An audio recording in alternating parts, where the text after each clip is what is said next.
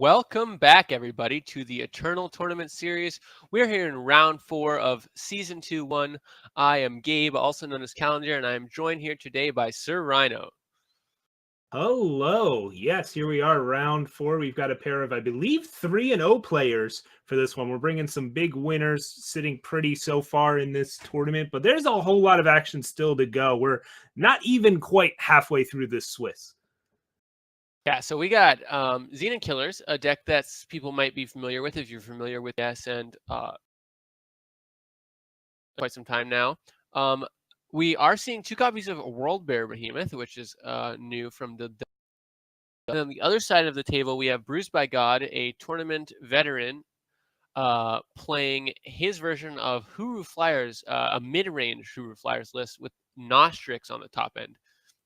Yeah, there's a little bit of an error going on with our deck image creators. For some reason, it just doesn't want to accept that Nostrix Lord of Visions exists, but there are 4 copies of it in BruisedByGod's list. That big old 5/7 flyer that when you mentor, it gives a unit +5/+5. Just a whole heck of a lot of stats for its cost. Unfortunately for Nostrix, the Huru did not get a crest, so that triple justice, triple primal casting cost still can make it sometimes a pain to come down on curve. But the rest of the deck is still going to function quite handily even without Nostrix. We've got a whole bunch of flyers and some units that don't start out as flyers, like Borderlands Waykeeper and Kothon. They'll get to the skies eventually. Yeah, Xenon versus Huru here. 0 crests in the 150 cards here. Yeah, so it looks like this match is underway. There's a couple things to touch on here. Xenon mid-range or Xenon, interrogator killer, whatever you want to call it, has seen some successes, what Lights Out Ace used to qualify for the Invitational in the last Worlds, but it never featured Amber Acolyte, and I'm not really sure why Alarmadillo added it to the deck. This deck's trying to be proactive. It already has 12 other 3-drops. It's a kind of clunky card, in my opinion, especially in a 2-faction deck. I think it's a bit clunky, but when you look at his particular build, he has Blister Sting Wasp, Friendly Wisp, Temple Scribe, and Amber Acolyte, in addition to 4 Xenon Obelisk. Sure, yeah, the full 4 Obelisk means it's nice to have some other units. I think my biggest issue is that you didn't really need more units at the 3-drop spot when you have 4 Ion, 4 Interrogator, and 4 Dawnwalker. It wasn't really a spot you were hurting for, as we see Sandstorm Titan come down here in the face to shut down this Silverwing Familiar and Shelterwing Rider. But he's going to swing in with the Sandstorm Titan, and BruisedByGod opts to not go for the trade, doesn't want to get... You can't really get blown out by anything there by double blocking. It's not like, well, I guess Banish would do it and pop the Aegis on Shelterwing Rider. Yeah, that would be pretty rough. But here we see another Amber Acolyte. Alarmadillo's got plenty of power, not a whole lot to show for it just yet, but is holding fast for now. We'll see what BruisedByGod follows up with here. So I think traditionally, Huru Flyers wants to be matched up against mid-range time decks. Oh, yeah. But not Xenon Killers, because Xenon Killers, particularly this build, Blister Sting Wasp is a huge pain. Mm-hmm. Xenon or Shadow gives you access to Dark Return, which makes killing the 1 or 2 Sandstorm Titans a huge pain. And better removal and Xenon Initiation actually getting through Aegis. This is pretty cool, though. Yes. We were talking about how we weren't sure if we like Silverwing Familiar in this deck because, the only pants you have to put on it is Hammer of Might. You don't even have Cloudsnake Saddle. Turns out Nostrix Lord of Visions with can buff up your random Aegis Lifesteal Flyers just fine, and that's what we see happens here. The Vanquish follow-up lets all these flyers roam free in the skies. But yeah, that Blister Sting Wasp, it's annoying. Oh, yeah. Wow. Yeah, I wasn't really thinking about Nostrix as just, random Hammer of Might. But now every single Silverwing for BruisedByGod draws is a huge threat. Yep. Every single Silverwing Familiar now in BruisedByGod's deck is a 6/6 flyer, just like this one in play. So that is a whole lot of mess to deal with from Alarmadillo. And yeah, I agree. Normally, Killers is something that was a bad matchup for Huru decks in general, but Huru's units have been getting bigger. Just because they fly doesn't mean they're particularly small, right? We see a 5/7 Nostrix. Amelia is a 4/8. It's not like Killers are just lining up to, easily take them out.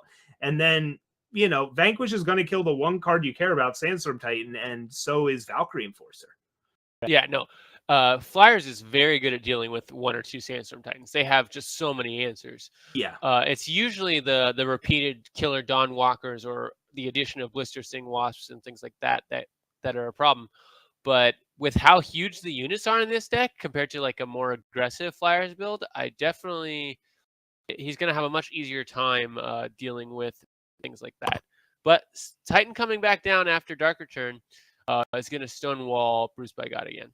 Yep, BruisedByGod has essentially 8 answers to Titan, has only drawn 1 so far in that singular Vanquish. No Valkyrie Enforcers or other Vanquishes have shown up yet, or even, say, a Finest Hour, but that's not going to solve the problem of all of your units being grounded. Instead, he just has a whole lot of hammers and has to grind through this stall. I mean, the good news for BruisedByGod is he has the biggest units on board and is favored right now as long as this Orc Interrogator is not digging for Alarmadillo or this Friendly Wisp that's sitting in their hand isn't drawing them any cards. So, yeah, this is kind of my concern with Alarmadillo. These, you know, Amber Acolytes helped him kind of curve out, but I think he already had a high density of low impact cards. He needed more kind of synergy or one more oomph card somewhere or interaction somewhere.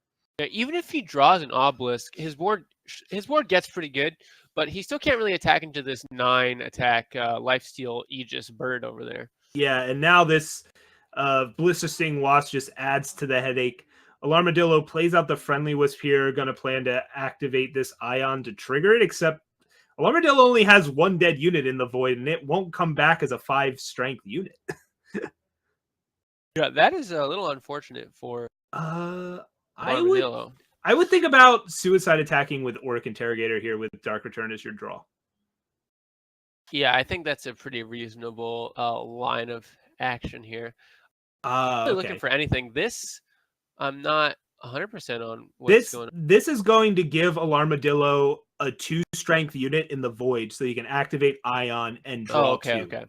So instead of using your Dark Return here, which you might want to save for Sandstorm Titan again, opting to just potentially let BruisedByGod gain a little bit of life there, but now you draw deeper into your deck, get rid of these Amber Acolytes that weren't really doing anything. And important to note that you really did not want to activate Ion on Dawn Walker or Orc Interrogator because you don't want those units silenced. No, you're fine doing that if it means you're getting back a unit that's going to kill your opponent, but not in this spot where you're just grinding out. And there's the Obelisk. He's been digging for it. And now that's going to really turn this thing around for Alarmadillo. Has way more units on board, and now they're compared. They're close in size to most of BruisedByGod's units, if not just outright bigger. It's really just that 9/9 Silverwing Familiar that reigns supreme for now. So I'm not exactly sure how this goes if Alarmadillo just attacks at everything. I don't think he's. I don't think he's dead on the backswing. I think BruisedByGod has to trade away a lot of things. He would go to 22 because of the Ion. You're going to lose your Titan. That's going to get eaten by a bird. Yep. Looks like, he's just going to... Alarmadillo is going to get kind of conservative here, swing with very little. I think you could have swung with also maybe... Well, if you swing with Ion, maybe the bird eats that. It's a decent Dark Return target, but you don't have a great number of targets in your Void. Zenith Initiation's a good draw there from Orc Interrogator, though. Makes your Titan bigger than the Silverwing Familiar. The Unseen Commando not bad either, though. On I think actually had Alarmadillo just attacked with everything and then Dark Return the Titan, he would have been in a pretty spot, or maybe just left back the Interrogator. This attack's a bit weirder considering... Yeah, this is much worse. BruisedByGod now has 2 very big units. You're just not even doing any damage. Well, he gets to kill Nostrix here, or he gets to kill the Dawnwalker and kill the Aegis Flyer, which is a pretty big deal. Yeah, this lets you set up Killer Dawnwalker rather than Killer Titan. The real question is, do you use Dark Return here? Yep, looks like so. He'll get back something that... You can get back Dawnwalker to immediately use it, and I kind of like that, so you can kill Nostrix immediately, but instead he's going to go with the delayed value here. Yeah. I think actually Dawnwalker might have been better. It just it doesn't feel as fun. Right. Like, you already have enough value. You have an Obelisk in play. You had an Ooh. Interrogator going. I think immediately dealing with that Nostrix was maybe better, but now you just get to go crazy value. This Dawnwalker will kill this new Silverwing Familiar that just showed up. Interrogator brings back that Dawnwalker again. You get to just start bashing with your huge units because they're massive. I like using Dawnwalker before attacks personally, but yeah, we might see that change here from Alarmadillo. They're thinking about attacking. They're thinking about maybe using Dawnwalker first. I think now BruisedByGod is just so much advantage has been generated by these obelisks and Interrogator and stuff that BruisedByGod can't come back. Yeah, like I'm okay with attacking first and then using Dawnwalker to finish off the Nostrix. That's true. Like I think that's fair. I think that's a fair line, but you're just so far at it. I don't think it quite matters what you do here now. Just try and not die. Make it hard for them to kill your Sandstorm Titan. That thing has endurance. I mean, you're pushing through so much damage. Who cares that they're at 30 health here when all of your units are 10-10 overwhelms or something? Yeah, I mean, Alarmadillo just has everything going for him. It's not just having Interrogator when you're both top decking. It's not just having Obelisk when you are both top decking. It's two of each. Yeah, essentially, Alarmadillo got to play the game he wanted to, where get into a board stall because BruisedByGod just did not draw the answers that he's supposed to have for Titan. And then once you're in a board stall, because the Flyers can't kill you, you are going to outgrind them with your Obelisk, your Interrogator, and your Dawnwalker. And that's what. Yeah, I mean, Flyers don't want to grind. They want to be evasive. That's why they have flying on them. So this is Jad for BruisedByGod. He's just dead next turn, so there's no harsh roll in his deck, so I don't think he has any ways out of this. Yeah, and this is kind of the problem with this Huru style of flying decks, especially this build, is whatever your draw step is, that's what you're getting. You have no draw manipulation at all. You got no crest. You're not playing strategize. You don't have units that incidentally generate a ton of value. Yes, Kothon will make a 4/4 flyer, but they're not digging you towards in a game like this where you have exactly 4 Vanquish and exactly 4 Valkyrie Enforcer that answers Sandstorm Titan. You didn't draw enough of them, and you lose. Yeah, we've seen some of the more aggressive variants of Rakano and Huru running Rebuke in the sideboard, but this is a more mid-range variant, so he has cards like Reinvigorate, which I think is... Oh, I love that card. Yeah, tell me about Reinvigorate, because that's not a card I've played with, but you've definitely played with it in draft a lot. I've played with it constructed a lot. It's a 2-cost combat trick. So it's a fast spell, and it gives a unit endurance permanently and readies it. And and it gives it +1/+1 for each of its battle skills until end of turn. So at minimum, it's +1/+1 till end of turn endurance. And you can do like blowout blocks with it or things like that. You can remove permafrost. If you say mentor a unit, you can immediately reinvigorate and attack with it. So there's some cool things going on in terms of corner cases, but sometimes it's just a very versatile card. I find that it's never really dead in almost any matchup against permafrost decks. It's really good because, again, it can remove permafrost.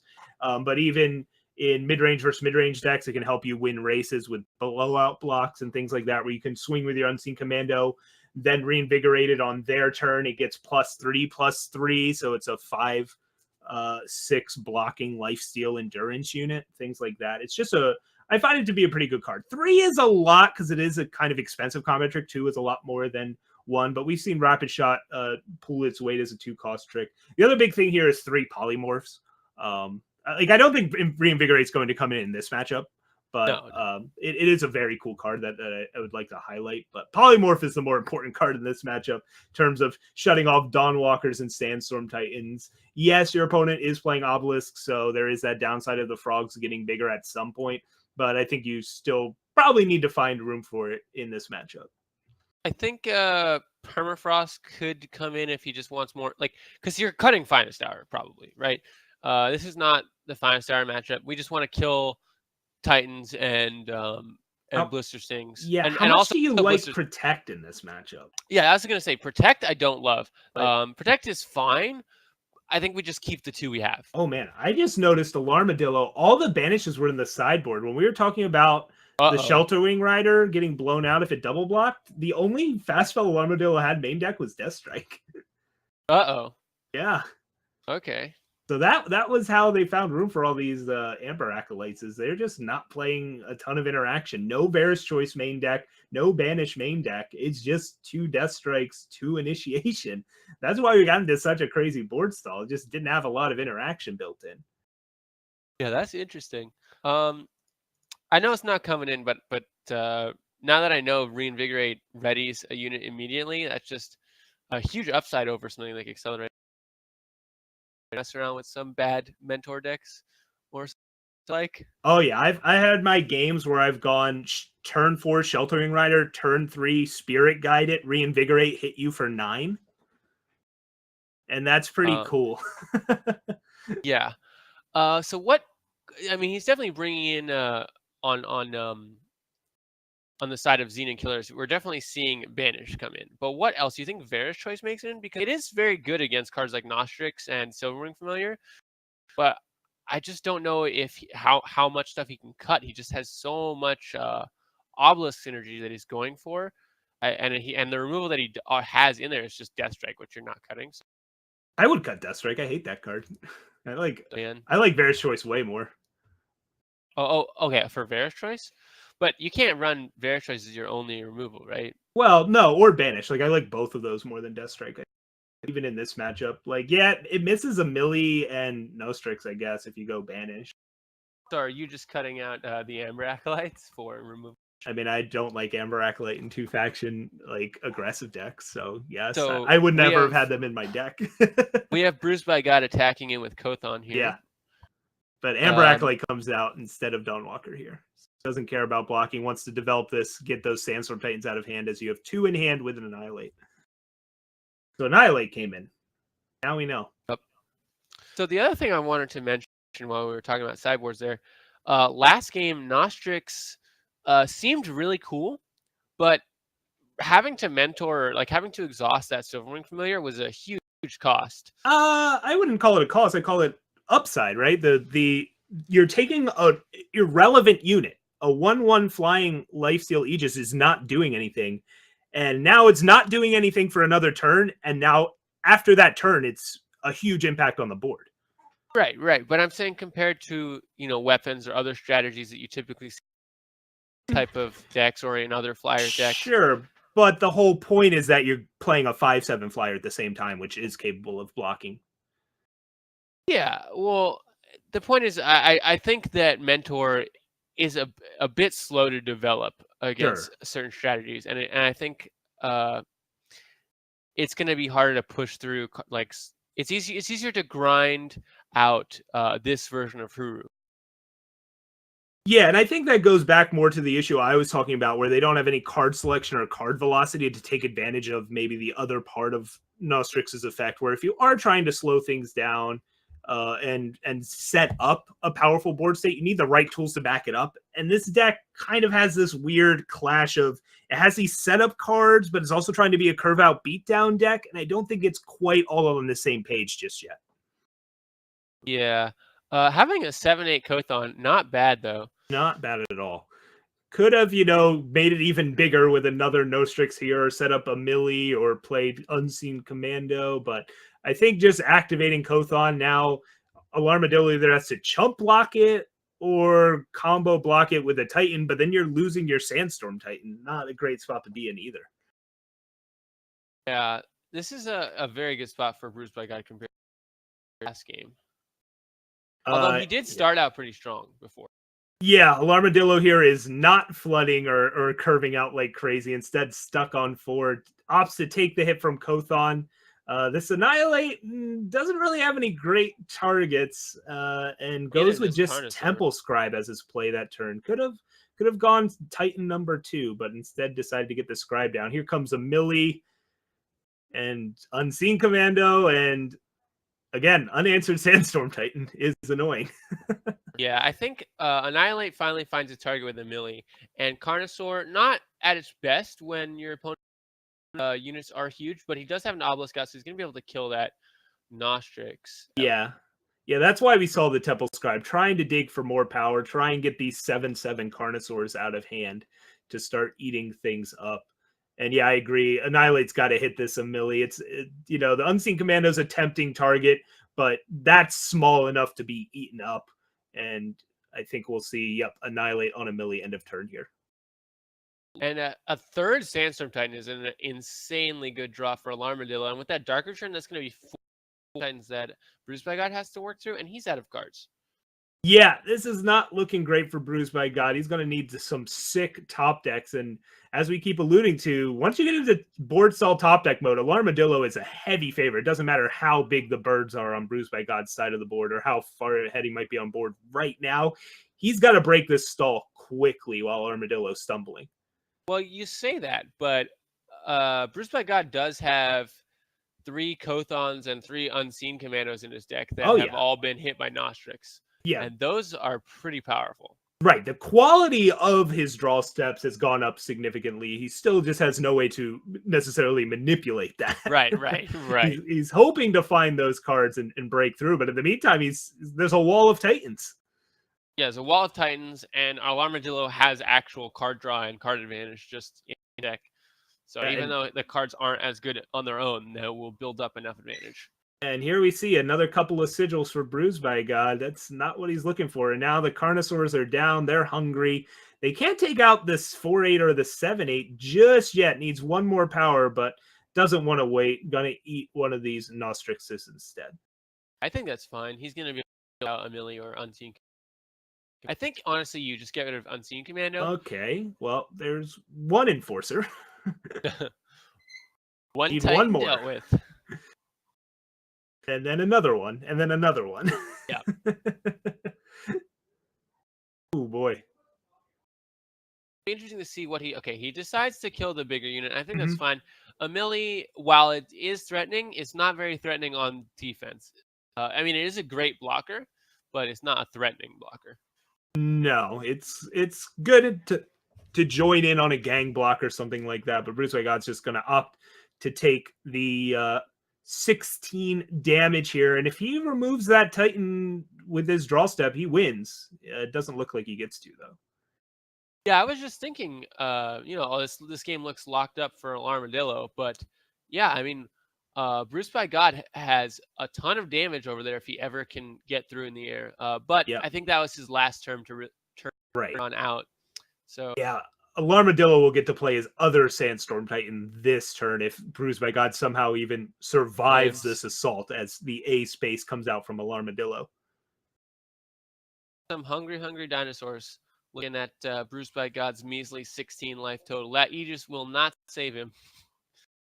Yeah, let's do the quick math here, and it's looking like BruisedByGod is Dobbs. Yep, I've done the calculations, and your time is up. Actually, time. Yeah, I mean, one. Yeah, something. Time is up in the match, right? Yeah. 2-0. Yeah, exactly. We're smart. So that's going to be Alarmadillo moving on to 4-0, I believe. Yeah. I might have been nitpicky about some of his choices, but it's working. It's working. Going for super consistent board stally Xenon Obelisk. This will eventually break the stall deck, and it's working out so far in the matchups that Alarmadillo's been playing in. 4-0. Yep, and I'm sure we'll see more of BruisedByGod. He still has a chance to make top 8. Oh, yeah. That was the 3-0 bracket. So BruisedByGod's still at a very, very, very nice 3-1. There's still a lot of rounds left to go, but I'm sure he's hoping he can keep up the good results thus far. Yep. I'm not sure. I don't think we have any backup matches, but I just want to let everybody know that was Alarmadillo's first ETS. So you too can just join the ETS, sign up free, and potentially make 4-0. So congratulations to Armadillo for doing so well in his first time in ETS. It's always good to see fresh faces here. Yeah, every single ETS regular or great player had a first ETS at some point, right? You got to start somewhere. It doesn't just magically happen overnight. And that's the great part about the Eternal Tournament Series. It's free to play in. You just sign up, show up, have fun. You might win a bunch, you might lose a bunch. Either way, it's just you're going to be becoming better player every time, and that's what I love about the Eternal Tournament series. Unless you're me, then you just stay bad and complain and get salty. But other than that, you usually get better by making mistakes, so it's fine. Oh yeah, it's tough to learn if you know everything already. So yeah, exactly. That's what's wrong over here. yeah, let's go with that. We'll keep it.